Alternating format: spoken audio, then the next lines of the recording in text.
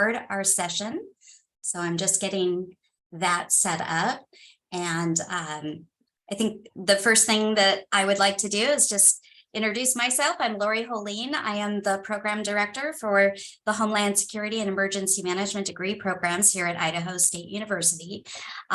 Welcome. We're very glad that you're here to join us for this webinar. We're very excited about having an opportunity to have a nice open chat with Dr. Montano. You'll hear more from her coming up shortly. We are putting together this Leadership Insights webinar series. So this is an opportunity for us to pull from contacts and people who are, very influential throughout the country on different topics of Homeland Security and Emergency Management. The Leadership Series is sponsored through our Institute of Emergency Management and the Emergency Services Department here at Idaho State University. So we welcome you and we're very happy that you're here. I'm going to share my screen just briefly for a little bit of housekeeping, and then we're going to get it turned over to our discussion. So just wanted to also mention that next month we will be talking with Brock Long for our leadership series. So this would be, make sure you kind of have that on your radar. We'll be sharing information about that upcoming webinar that we will do with him.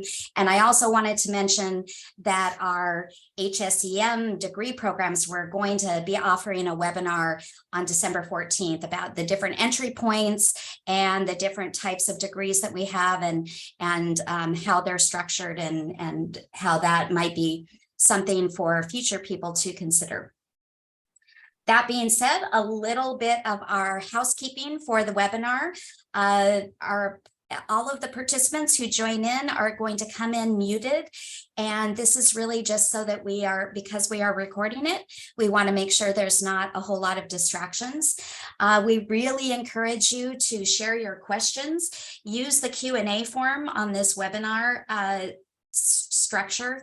And we have Professor Harriman will be our moderator. I will introduce you to him shortly. And then Professor McKiddish will be monitoring the Q&A thread. And we will try to work in as many questions as we have time for during the session. So with that being said, I am just going to say it's my pleasure to introduce you to Mike Harriman. Mike and I have worked together for many years over in the state of Oregon. Mike is Oregon's first state resilience officer, and I believe he's the first state level resilience officer anywhere in the country, if that seems to be my recollection. He also was the director of emergency operations for the Oregon Health Authority and the Public Health Division. Health security and preparedness and response areas. Mike also served as the state's EMS and trauma director. Mike is a graduate of Naval Postgraduate School's Executive Leaders Program. So Mike, thank you so much for being here and just agreeing to be our moderator. I'm going to turn it over to you. All right. Thank you very much, Lori. Good evening, everyone. Thanks again to all our guests who are joining us. We're glad that you're able to join us today. We're honored to have Dr. Samantha Montano, Assistant Professor, Emergency Management at Massachusetts Maritime Academy. Dr. Montano became interested in disasters following a trip to New Orleans following Hurricane Katrina and the Levee Failure. She worked with various nonprofits in New Orleans on recovery efforts related to both Katrina and the BP oil disaster in 2010. She has a bachelor in psychology from Loyola University New Orleans and a master's and Ph.D. in emergency management from North Dakota State University. And she is the author of Disasterology, Dispatches from the Frontlines of the Climate Crisis, published in 2021 by Park Row. And thank you very much for being with us today, Samantha. And two things I'd like to make sure everybody, if you're not a current member, I'm going to hold up her book. This is our reading assignment. Oh, do like that. Her book is a reading assignment for this 8-week course of that we're teaching resiliency for the 9 graduate level students. And Samantha, if you could also talk about something that's really unique is the disasterologist title that you use or have started to coin, and it's really impressive. I'll turn it over to you if you have any opening comments. Yeah, thanks. I'm really happy to be here with you all today. To answer your question, I think that's a good place to start because this term disasterologist is very eye-catching. When I was in grad school at North Dakota State University and I started telling people that I was getting a degree in emergency management, I got many quizzical looks. Some of you may have experienced that before. And in talking with the other students in my cohort, we were kind of just throwing around different ways of describing what we do. And at some point, disasterologist or disasterology came to mind, and it was a little bit of a joke among us in grad school to start with. But then we kind of quickly found the utility of it. And then in researching if anybody else had ever used that, we looked back in the literature, and they have. Some of the kind of founding researchers of the field had thrown around the term many decades ago. And so we decided it was time to revive it. And so it's taken on a little bit of new life now. I think others who study disasters have also found the utility in it. Well, that's great. Well, here's how we're going to lay this out. We've already provided Samantha some questions. We have three major topics we're going to cover in kind of a block scenario. So I may not be able to get to all the questions, but we're going to ask some questions about climate change. We're going to ask some questions around pandemic, and our final area we want to do some academics and research questions. And so kind of the flavor of what we're trying to do here for this hour. So I'm just going to jump right into climate change. And just here's the first question. Recently, negotiators from nearly 200 countries agreed upon establishing a fund to help poor, vulnerable countries cope with climate disaster made worsened by the pollution and heating of our planet by wealthy nations. Is this a step in the right direction? Yeah, so this has been a real interesting development to watch over the past couple days.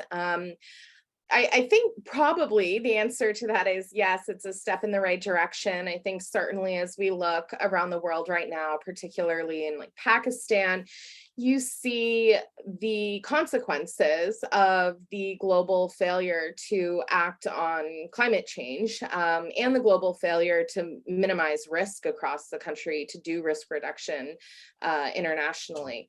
And so I do think we are at the point where there is a need for an international response in addressing how we are going to adapt and manage the consequences of climate change.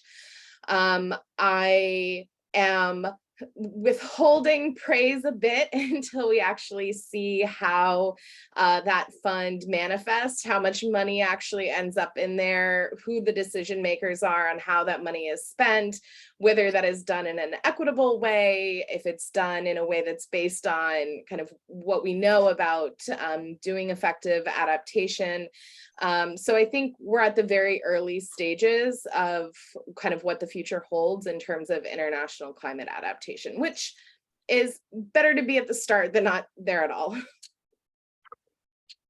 Thank you. I'm going to jump to one question real quickly, just as a follow-up. Intensifying climate change will affect the migration of people.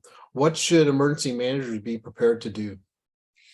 Yeah, I think in the US, we've already had some experience with this in emergency management. I mean, I think we can look back to historic examples. The Dust Bowl is the obvious example. Certainly emergency management didn't exist in the way it does today, but we did see federal government, state level governments involved in mass migration within the country. And in terms of migration across borders internationally or into the US, again, we see emergency management very much involved in that. If you look at the Ukraine crisis, you saw emergency managers or the equivalents across Europe involved with finding people places to stay and shelters and getting resources. And in the US, I always think of the quote from Craig Fugate when he was the FEMA administrator, and FEMA was called to assist at the border with Mexico with the miners that were crossing the border. And he said, look, this isn't some big political statement. This is a humanitarian crisis. There are people who need help. We're emergency managers. That's what we do. I'm based in Boston. We've been dealing with other states sending migrants to Massachusetts for the past several weeks. Our state emergency management agency is very much involved with helping those folks once they make it to Massachusetts. So I think we're definitely seeing emergency managers kind of being thrown into that space. I do think there is an important distinction to be made between what the role of emergency managers should be, what we're having to be doing right now because of failures or shortcomings in immigration and refugee systems. Thank you. Just one more follow-up is like individuals have the right to choose where to live. What is the government's responsibility if families choose to live in a risk-prone area? And what can the government do to mitigate this? Yeah, this is one of those big kind of ethical questions. I think in the US, one thing we do want to remember is not everyone gets to choose where they live. Certainly, there are people who, through many decades of policy choices have been kind of pushed into one area or another that often tends to be higher risk areas. Certainly, there are folks that don't have the resources to be able to move. So I think the folks that are in that situation are pretty different from, the person who goes and is a millionaire and builds a new house on the coast of Florida, or, buys the $1 million condo in Miami, knowing what we know at this point. So I think that in terms of us kind of thinking through how we use limited federal resources, limited government resources, I think it's important for us to try and kind of pull apart the reasons that people are where they are. But certainly, I think that most would agree we are at the point where, when you're rebuilding certain houses time and time again, that there is a question of how much government should be responsible for that. I think those are questions that oftentimes fall outside the scope of emergency management. I think those are kind of these much broader community kind of decisions that have to be made. But certainly, I think one of our major kind of ethical questions that we need to work through as a country. Well, I'm going to go to this one. Next one's about the Pacific Northwest. Here in the Pacific Northwest, our FEMA Region 10 is Alaska, Washington, Oregon, and Idaho. And we have over 275 Native American or First Nation tribes in those 4 states. And the U.S. government recently approved $75 million plus or minus $17.5 million for infrastructure to relocate 3 tribes in Washington and Alaska. The Quina Indian Nation, located on the Olympic Peninsula in Washington, the Nantucket Village, located on the Niklik River in Alaska, and the native village of Napakazaki, which I know I just butchered that name up, and it's located on the Alaskan Kuskokwim River. Is this the right thing to do? And should the U.S. government be responsible for paying people to move out of disaster-prone areas? Yeah, I mean, I think all 3 of these communities are probably a really good example of people who historically have not necessarily gotten to choose where they live and have had real constraints put on where they live. And so, yeah, I mean, I personally do think that the government has responsibility here. Again, kind of in a mirror to what has happened internationally in this national failure to address climate change, to address poor development decisions, to fail in intervening in all of these other policies that have created this risk for these communities. I think that there is a particular responsibility of government to help people in this moment. I also think, though, just broadly, but one of the major purposes of government is to help the citizens of that country, right? And I think I always think if you're not going to use the government during disaster to help people, when are you going to use government? So I'm again kind of similar to the outcomes at COP. I think that this $75 million is a really good start. I'm very interested to see how these projects actually unfold. I'm sure you're aware, or as you mentioned, this is going primarily through the Interior Department, although there's a task force with representatives from FEMA and others on it.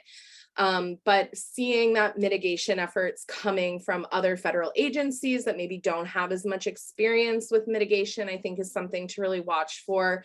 And I've done a lot of work in Louisiana and watched Isle de Jean Charles off the coast of Louisiana. If folks are familiar with that community, they became the first full community relocated in large part because of climate change off the coast of Louisiana. And that was, I think, just about a decade-long battle to actually get them the federal funding and actually implement that project. There were a lot of fights along the way. There were a lot of things lost along the way. And so coming kind of from that context, I'm very hopeful that we can kind of take some of those lessons and hopefully the situation in these three communities goes a bit more smoothly. I know that the federal government is intending this to be a bit of a case study and kind of a test to see how best approach to moving communities and relocating communities because of climate change. So kind of all important things to watch. All right. So this will be our last question on climate change. And so, Samantha, you've looked at the impacts of climate change from a global perspective. Things in the United States don't always match up with the way things work around the world. How do you feel emergency management in the United States is going to change in terms of how we address climate change over the next decade? Yeah, it's so interesting to think of this. I think that there are a lot of different scenarios. I don't necessarily think there is one clear future here. I think a lot of this depends on what national politics ends up looking like, who is in control of Congress, who's in control of the White House. I think that a lot of this is also going to fall to the states, kind of regardless of what happens nationally. I think we're starting to see movement in some states, Oregon actually being one, towards really being more proactive, not only with mitigation, but with emergency management more broadly, and being really proactive with integrating climate change into the work that they're doing. We're seeing other states that are not doing that at all. So certainly major differences across the country. But I do think also the one thing that we are guaranteed of, unfortunately, is that there will be a lot of disasters in the next 10 years, and those disasters will have connections to climate change. And I don't think we should kind of undercut how powerful that can be and how powerful those experiences can be in mobilizing the public and leading to more public pressure for more action on climate, more action on changes to how we're mitigating, how we're doing emergency management. Yeah, definitely can relate to that in our September 2020 Labor Day fires of what climate change did to us and the impact that the public and our elected officials really did focus on the next couple sessions of how to fund wildfire recovery and wildfire mitigation. Yeah. So let's go to pandemic stuff. This is always good because, we're some parts are still dealing with portions of the pandemic. It's obvious that the US and the global governments were not prepared for a pandemic of the magnitude we witnessed. What happened? We know that the federal government had plans in place and that the states had plans in place and even exercised them. What do you see as the cause for our poor response? Yeah, so, obviously there's more than one thing here. I think, because you mentioned planning, I think we can start there. Yeah, we had done a lot to prepare for a pandemic in the US. We had done a lot of planning, but as is often a trap in emergency management, I think many communities fell into this idea that you just need to check some boxes, and that if you have a couple paragraphs in your plan about a pandemic, then you're good to go. Or if you've done one pandemic exercise in the past decade, everything's fine. Or, we're just going to rely on the national stockpile. And of course, as we've all seen, that's not sufficient. And this, I think, has really, unfortunately, exemplified exactly what disaster researchers have been saying for decades about how planning is this continuous process.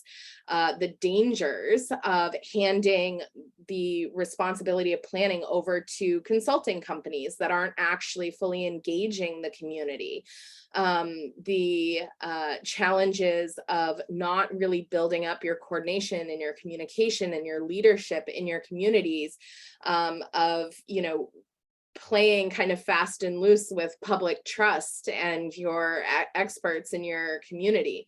So I think, preparedness is not black and white. It's never a yes or no question, right? The answer to are we prepared for X is always going to be no by default. And so again, I think that was kind of a hard lesson that many of us had to learn again, as we watched the pandemic unfold. I do think, though, that arguably the bigger issue was the political response. And of course, this looked very different across the country, but when you are dealing with a catastrophic event, which the pandemic is, we know that leadership has to come from outside of local communities. Local communities are overwhelmed. They don't have the resources that are needed. And there wasn't that national leadership that was needed to initiate an effective response. Dr. Kathleen Tierney, a famous disaster sociologist, has a really great quote along the lines of, we're just watching every lesson we have learned in emergency management kind of fly out the window as the pandemic unfolded. You had people who were in positions that did not have emergency management or public health experience, and who refused to listen to the people who did have that experience. And as is often the case during a response, if you don't start out strong, you're not going to make it through that response effectively. So that failure of leadership, and that lack of a national kind of cohesive plan on how to address the pandemic, I think was probably the kind of biggest overarching problem. I think we also saw some real challenges at the state levels. States traditionally in emergency management have, and again, this is changing in some places now, but traditionally states have been this kind of go-between between the federal government and local governments. And for many states, the idea that all of a sudden they were leading their pandemic response in their state was met with the reality that they did not have the capacity and had not been building that capacity and had not planned to be in that position prior to the pandemic. And so we saw just this incredible amount of improvising as the response unfolded. And sometimes that improvising worked great and it was fine. And then other times it, left something to be desired. So again, kind of a combination of all these different factors kind of coming together in this somewhat perfect storm, I think really explains the overarching poor response. Thank you. Well, a lot of the spread was based on the response of individuals. We as a nation have come together in the past. What happened this time? Yeah, I mean, I think that goes back to that leadership thing. I struggle to think of a time in US history where we've all come together in an absence of some kind of national leadership. And so I think very often, in preparedness, we do take this really individualistic approach to thinking, in terms of how we talk about preparedness with go bags and, your family having a plan. And of course, that's part of what preparedness is. But we also know that when catastrophes happen, that we engage in collective responses. We don't just respond completely on our own. We're making decisions with our friends and our families and our neighbors and our coworkers and our communities. And so I think that as we look at the pandemic, there was this push for this individualistic approach to the response, particularly, when we started to get into May 2020 and kind of since then of, well, it's your individual responsibility. And that is, pretty antithetical to how any response goes, but especially pandemics. So I think, again, kind of the origins of that was rooted in this failure of national leadership and rooted in also in the length of the actual response. When we look at the disaster research, usually we're talking about responses, the actual life-saving, period of time where you're doing those life-saving tasks as being, 72 hours, a week, maybe a month.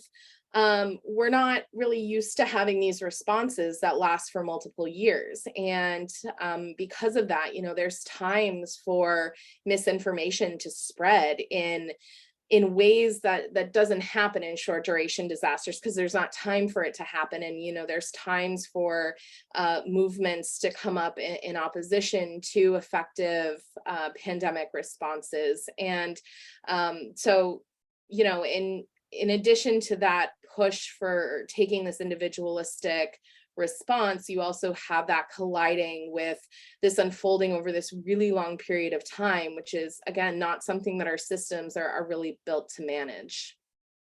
Yeah, I'm going to follow up on that. I think you're spot on about response in 72 hours or maybe at the max a month. But this particular pandemic took a toll on volunteers, and so volunteers in supporting the response and recovery efforts for the pandemic. What did you see were pros and cons to managing and working with volunteer organizations and individuals? Yeah.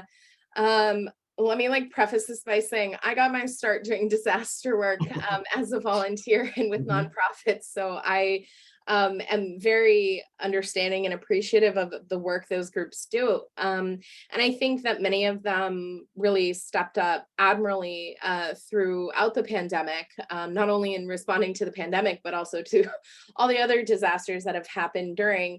But I think that certainly there are times, as in a catastrophe, where, yes, of course, we're going to have to rely on volunteers to an extent.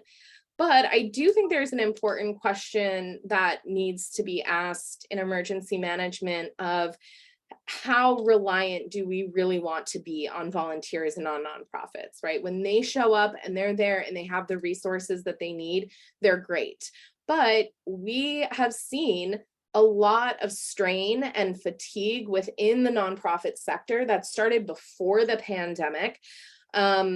When I wrote my doctoral dissertation was on the 2016 flood, April 2016 flood in Houston, Texas. And I was there interviewing volunteers working at shelters, and I interviewed the volunteer coordinators at some of our major national disaster nonprofits. And again, this was 2016. This was before, even Hurricane Matthew. It was before Harvey, Irma, Maria, COVID, all of those.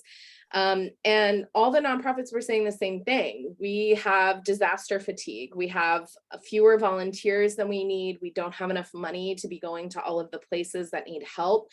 And so to understand that our system is expecting that there is going to be all of this volunteerism, all of these nonprofits who come to our aid during these major crises, is a little bit worrying when we also know the kind of strain and fatigue that those organizations are reporting to have experienced for over 5 years now. So, again, like I said, it's great when they're there and they have the resources. They're amazing. They move mountains, but, we need to be doing more to make sure that they actually have those resources that they need to be able to actually do that. Well, that leads us right into this next one. You've written about the burnout amongst emergency managers, especially in light of the COVID-19 pandemic. There's been a lot of focus on the importance of mental health and work-life balance, but I'm not sure we know what that looks like in practice. You've talked about the importance of working together and leaning on other teams for support. What do you need to do to let me back up. What do we need to do to take care of each other as professionals? Yeah, this is such a huge question that I've talked with a lot of emergency managers across the country with. I talk with my students about this a lot. I don't have all the answers here. Let me preface this with that. But I think that many people across many different fields are experiencing a lot of burnout right now. I always like to remind people that, yeah, we kept working during a catastrophe. Normally when kind of the average person, when there's a catastrophe, you stop working and you focus on the catastrophe. But we didn't do that. Everybody was just expected to keep working through the pandemic. So I think we're all paying the toll for that. Within emergency management, it's a bit different, right? There is an expectation that you show up. There is an expectation that you kind of power through, you push through, you've got to get through the response. And some of that is the nature of the job. Some of that is the nature of the profession, and you're kind of signing up for that. At the same time, going back to this issue of a pandemic being a long duration response, you can't power through 2.5 years of a response, right? Or you can try, you're going to get very burnout, which is what is happening now. And in terms of, how to fix this, I think that, trying to change our individual interactions with people as much as possible, right? Many of us, I think, in this field have short tempers and are quick to snap when we're burnt out and tired. So really trying to change how we react to things and how we interact with our coworkers is really important. But ultimately, we're talking about the need for structural change in emergency management agencies and among organizations that do disaster work. We need more people in emergency management. This is something that is at the root of many of our issues in emergency management. We still have too many emergency management agencies across the country that have part-time emergency managers, some that still have volunteer emergency managers. And it's just not possible to do the work of emergency management in this day and age with somebody working part-time. That person is either not going to do everything that needs to get done because there aren't enough hours in the day, or they're going to burn out hard, or both of those things is going to happen. And so when we're thinking about this issue, we need to be talking about the number of people we're hiring in agencies. Are there really enough people there to pass the workload around? And also, are we paying people enough to really have this be their career? The starting salaries in emergency management agencies, these like entry-level jobs in emergency management, man, some of those salaries are really bleak. And it's just not realistic for us to attract people into this field without having kind of better working conditions for emergency managers. Okay, our last question on pandemic, and what can emergency managers do better next time? Yeah. Well, I mean, look, it's probably a long list. Everybody has their own personal list. I think across the board, one thing, and we knew this was a problem pre-pandemic, but EM has to get better with working with public health. We have really, in some places, again, this differs state to state, but in many states, we have seen these parallel systems form, and man, they're not communicating with each other. That I think is potentially some real kind of low hanging fruit, right? That's about building relationships with the folks that are in your public health agency, actually being really intentional and making sure that emergency response plans are integrated in with pandemic and other public health plans. I'm actually quite hopeful on this one. I think that most emergency managers I've talked to have really come to better understand the importance of public health and really kind of understood better now what public health actually is. So I think that is maybe like a good one to start with. And that's mostly within the control of an emergency manager, right? There's bigger things like more funding for emergency management that aren't necessarily fully within the control of emergency managers, but working on building those relationships in your community, that is kind of well within what we have control over. Thank you. Well, we're going to shift to academics and research, and you've written a lot about the important lessons we can learn from some of the leaders in disaster research, like Quarantelli and Militelli. I know I butchered that name, sorry. Maletti. Maletti, thank you. In your opinion, thinking about these and other leaders in the field, what are some of the most important findings and models that students of emergency management should know and incorporate into their work and in practice? Yeah, the first one that comes to mind is from Quarantelli, and a couple others as well, but primarily Quarantelli, which is the hazard event classification. So I mentioned earlier, COVID is a catastrophe, but we have the hazard event scale. Emergencies are on the low end, disasters are in the middle, and catastrophes are on the high end. And that classification system is this foundational theory to our field. And it oftentimes gets a little bit lost and a little bit forgotten sometimes when folks are doing research. And I think that model is one that really answers a lot of questions, right? So your question of why did the response to the pandemic unfold the way it did? Well, a large part of that is because it was a catastrophe, not a disaster. That changed the impacts, it changed the needs that people had, it changed who was actually going to be involved in that response, and it changed how we actually should have managed that event. And where we didn't treat it as a catastrophe and how we responded, you see the failures of that response. The other recent example, of course, is Hurricane Maria, right? This event is catastrophic in nature when you compare it to what happened in Texas with Hurricane Harvey.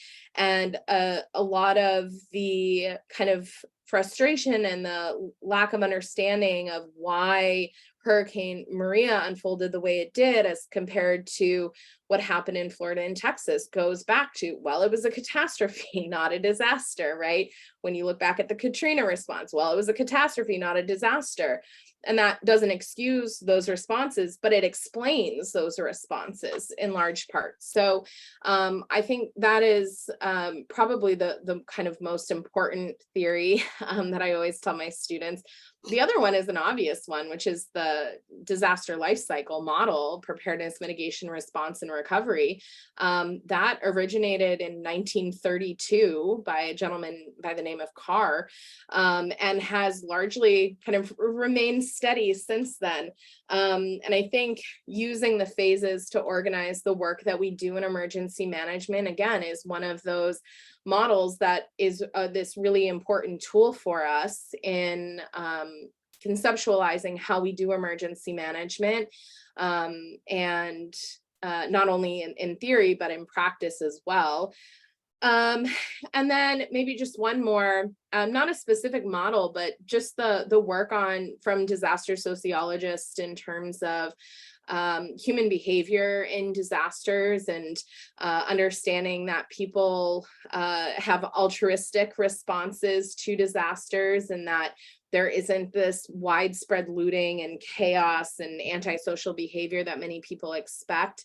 But that really people come together, and that survivors of disasters should be empowered to be active participants in that response, that government and those in positions of authority shouldn't kind of discount what the general population can do during disasters to actually help, and the importance of that improvising during disasters. So those are top three. Oh, that's great. In your mind, what stands out as you look around the globe at how societies approach disasters, risks, and resilience? Do you think there are lessons that we can learn in the United States based on how things are done in other countries? Yeah, this is always I get this question a lot, and I don't know. So yeah, I mean, I think that there are some things.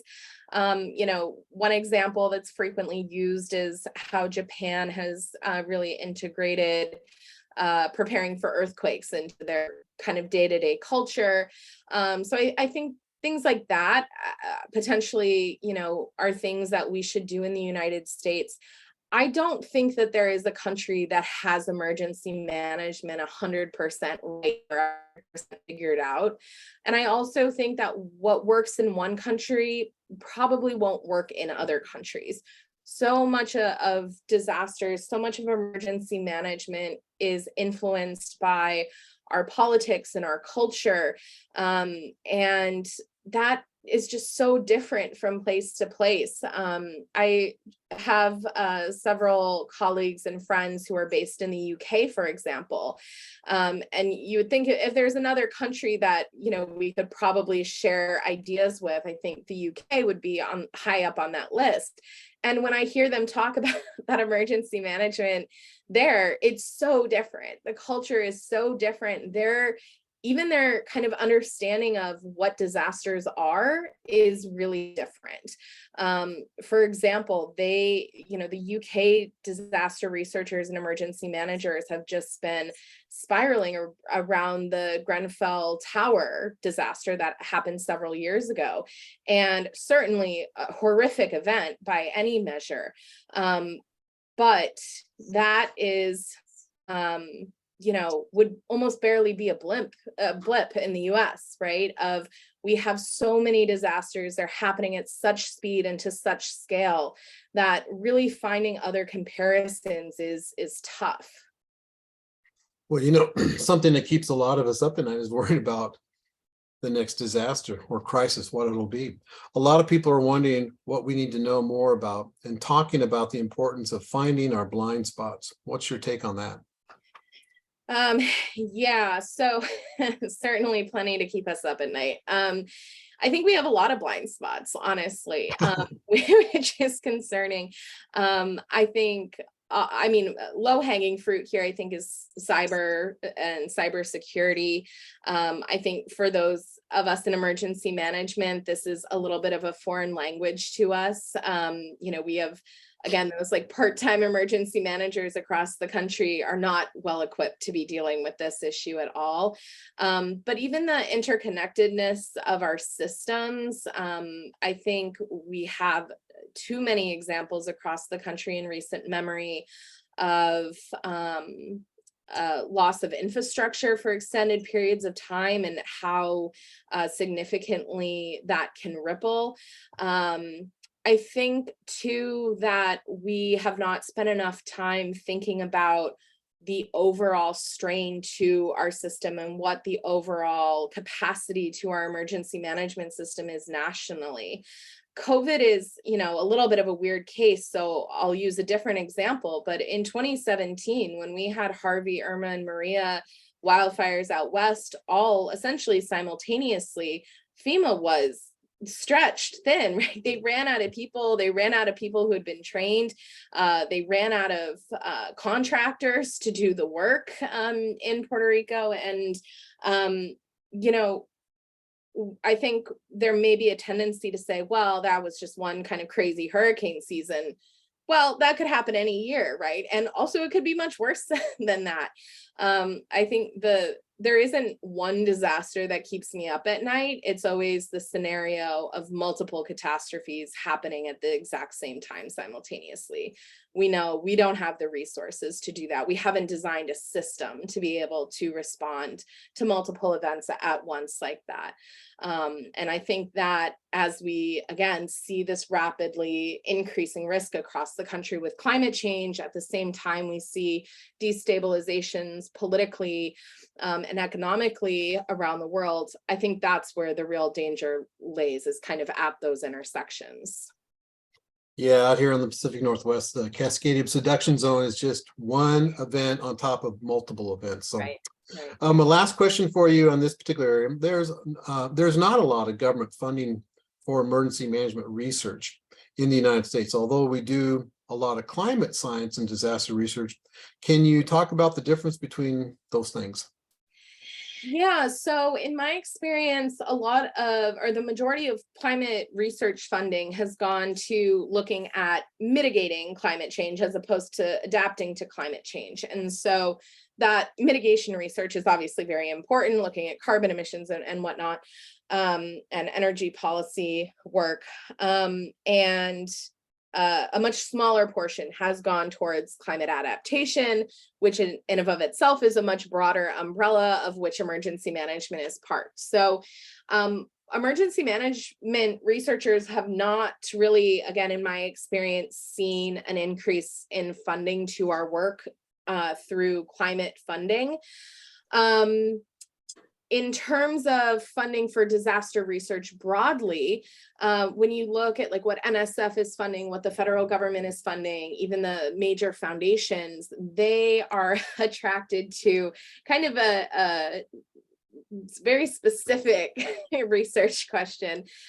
They love to do research on modeling evacuations. They love to do research on kind of niche technical solutions and really like innovative ideas. And I always laugh about that because I think the most like innovative thing you can do is figure out how to study the most basic kind of foundational things in emergency management, which we just aren't getting funding for.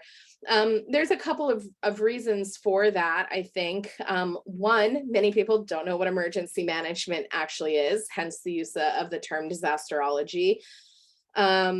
So that is a forever kind of uphill battle. I testified in Congress a couple of years ago in a hearing that was specifically about the need for more emergency management research. And that was a really interesting experience because I got a little bit of a behind the scenes look at how little Congress understood about the distinctions between our different fields of research, all that do disaster research, but how distinct these disciplines are from one another. And that, yes, even though interdisciplinary research is really, really important, you still need to do foundational basic research in each of those disciplines for you to even be in a position to go and do really good and effective interdisciplinary research. So again, it's always good when there is funding going towards disaster research, but I think there is this kind of need and question of how can we get funding for really building the discipline of emergency management. I mean, we've been studying disasters, for over 100 years, but emergency management as a discipline is less than 20 years old. So we're still kind of a baby discipline, and we have a lot of really important foundational research that we need to do, and we need funding to be able to do.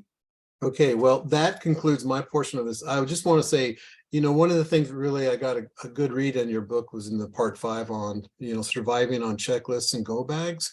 I thought that was pretty insightful from what you talked about. If it wasn't in your purse or in your car, it wasn't important. So, thanks for doing that. That actually put a smile on my face. Well, with that, yeah, thank you. I'm going to go to my cohort here, Mike. What do we have in the chat room or anything you'd like to bring up to the good doctor? Sure, I've got a few questions. So in these not as climate change forward states that you talked a little bit about, how can folks at the state level government bring up these climate change crisis conversations and start making a progressive movement in that? And then along with that, what has worked in your experience? Yeah, this is a great question.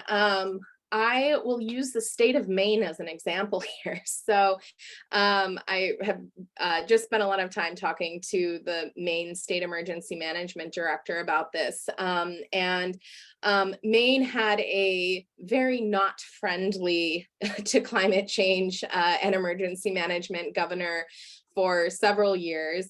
And then the new administration came in 4 years ago and was more progressive on climate change.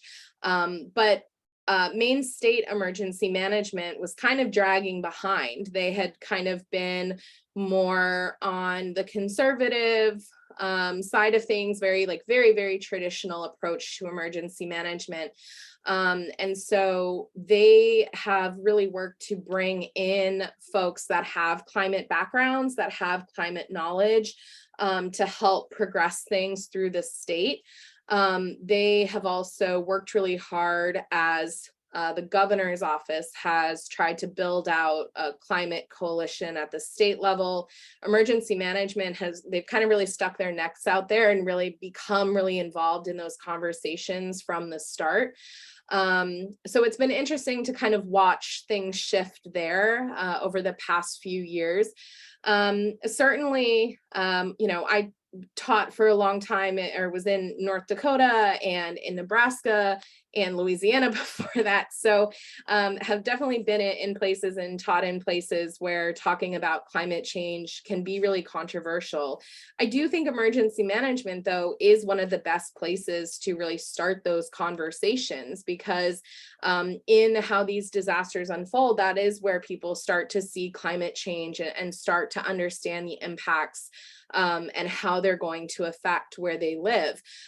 So I always say, when I was teaching at North Dakota, when I was teaching in Nebraska, my students in my class were 100% on board with climate change. They understood.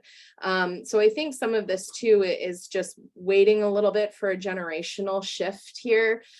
Even some of the younger politicians in a lot of these states, they understand climate change is happening, right? And we might not necessarily agree on what exactly the path forward is. But I think that climate conversation is shifting in a pretty big way. Awesome, thank you. So next question, how do you reconcile the difference between what needs to be done through emergency management and the political spectrum with local officials? Yeah, I think this is something that another thing I've been talking a lot with emergency managers about across the country, because I think this is one of the things that is really changing. Like, we're going through a lot of changes as a field in emergency management for a few reasons, right? One being that instead of having the retired fire chief and police chief be the EM, you're having people that have a degree in emergency management. You're seeing new relationships form between EM agencies and resilience offices and public health. And, things are just changing really fast. And I think one of those things that potentially is changing here is what emergency managers' relationships to politics actually are. Traditionally in emergency management, we've been very kind of avoidant of politics and very focused on kind of the more operational side of things and always wanting to push politics aside. But at the same time, we have to recognize disasters are political, right? They're happening because of policy decisions that have been made, and the response is completely shaped by the politics of the situation, as we've learned during the pandemic again. So I think that it is something as a field people are trying to reconcile. I am an advocate of emergency managers pushing more into the political. I think having somebody in your office who really understands policy and really understands how to lobby for policy change and how to navigate the politics of your community is one of the most vital positions to have in your agency. Because again, so much, everything from what the budget of your agency is going to be to if an evacuation gets called is going to depend on those relationships. So I think that having emergency managers do more to kind of cross into that space, even if it's a little scary for us, is really important. I tend to prefer seeing emergency managers being the decision makers during a response as opposed to a mayor or kind of other political person. But of course, there's various laws and whatnot that dictate that. Which leads greatly into this next question. Currently, we have a transactional relationship with citizens in disasters. and they pay their tax dollars and expect emergency management and the government to take care of their needs for the most part. How do you think we can increase the cultural resilience of citizens to actively take accountability for their own resilient responses? Yeah, I mean, I think it's hard. Like, going back to the go kits and the emergency bags, it's like, yeah, everybody should have a go kit, like have an emergency bag. Like, yeah, that's like the responsible thing to do. But I think it's also important to recognize that, the things that happen that actually lead you to being able to survive a disaster, to go through the recovery process, are very often outside of the decisions that you are making as an individual, right? It gets to these broader questions of how much money do you have in savings? Were you able to afford flood insurance? What other resources do you have to help you navigate that recovery process? Did you get a PDD for your disaster? Is there even going to be funding from FEMA? And so I think that is something, again, that we're really struggling with, right? It goes back to that kind of conversation in the climate space of, well, you should be driving less to stop climate change, and you shouldn't fly as much as an individual, and putting the onus of climate action on an individual versus putting that responsibility on the systems and the laws and the policies that are allowing carbon emissions to continue in the way that they are. So I think that tension between the individual and collective has always been there in our disaster responses throughout US history, and will continue. I think that as we see needs increase across the country, it's going to become even harder for individuals to only rely on their own resources.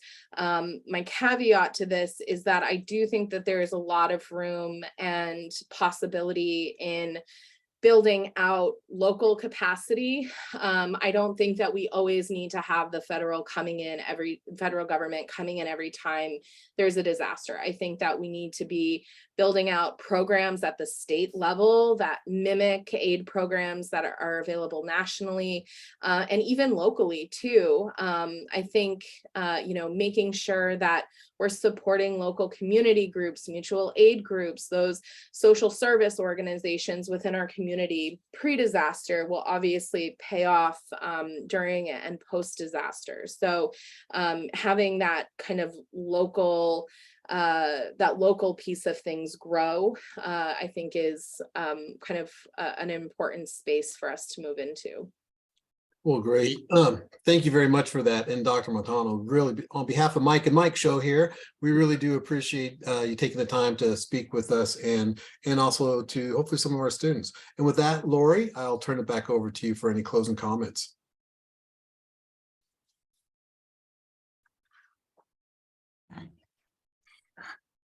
Thank you so much. What a great conversation.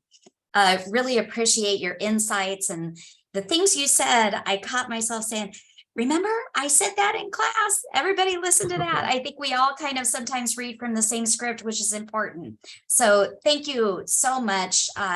Thank you to Dr. Montano for joining us, for sharing your insights. And frankly, thank you for writing that book. We know that the target audience is not necessarily us practitioners. It's great to be having these conversations and sharing the insights with the public, because I love what you said about we don't have to treat people who are survivors of incidents and emergencies and disasters as victims. They can be huge contributors even after the fact, especially with these long consequence items. So anyways, I think we've got a lot of, students at the graduate level. Please pay attention to the way she inserted herself when she was studying into the disasters, into doing research actively at the time. If we don't have disasters right here in Idaho, you got to go where the disasters are. Don't be shy of that. Take a page out of her book. So, and thank you to Mike Harriman for moderating the session. Really appreciate that. And to you, Mike McKiddish, also for being involved. So thank you, everybody, and watch for future opportunities for more webinars coming up. Thanks, everyone. Thanks, everyone. Have a good night. Thank you.